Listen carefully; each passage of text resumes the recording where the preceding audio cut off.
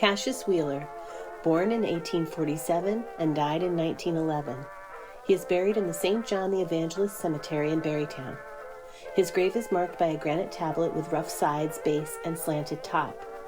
F, L, T, and Oddfellows 3 chain links motif, next to a cedar tree on the northwest side of the cemetery.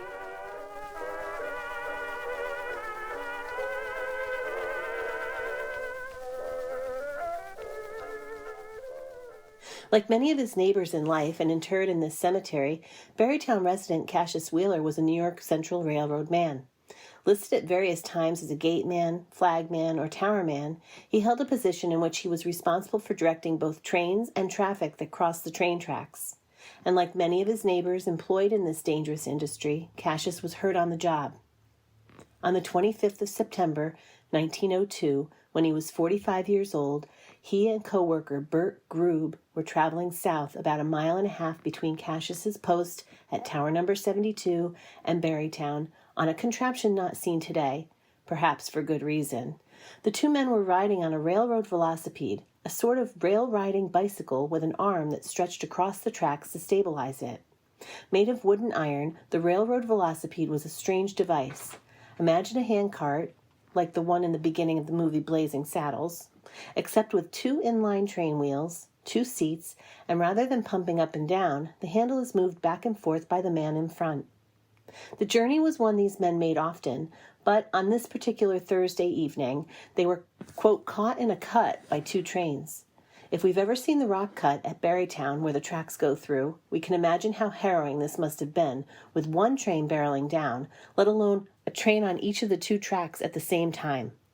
Bert was able to jump clear of a fast-moving passenger train, but Caseus wasn't so lucky. The men must have been hit from behind as the velocipede was smashed to pieces, throwing Caseus forward where he landed on the ties with his head toward the oncoming train. It quickly passed over, and when it cleared him, he'd been flipped at least once and now was lying in the opposite direction. Miraculously, Caseus survived the ordeal with severe injuries, including a broken ankle and wrist. He spent the next 5 months at Vassar Hospital and was back to work in May of 1903.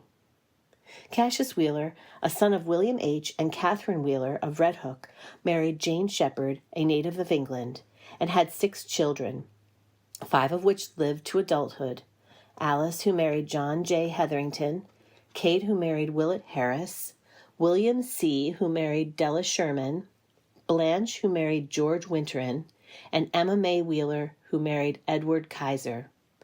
All but Kate moved away from the area. The notice of his death said that he had been a member of the Fallkill Lodge number 297 IOOF, the Oddfellows, since 1872. He was 64 years old.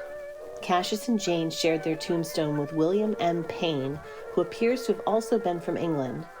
There may be a link between him and the Shepherd family, but as of this writing, it is unknown what that may be.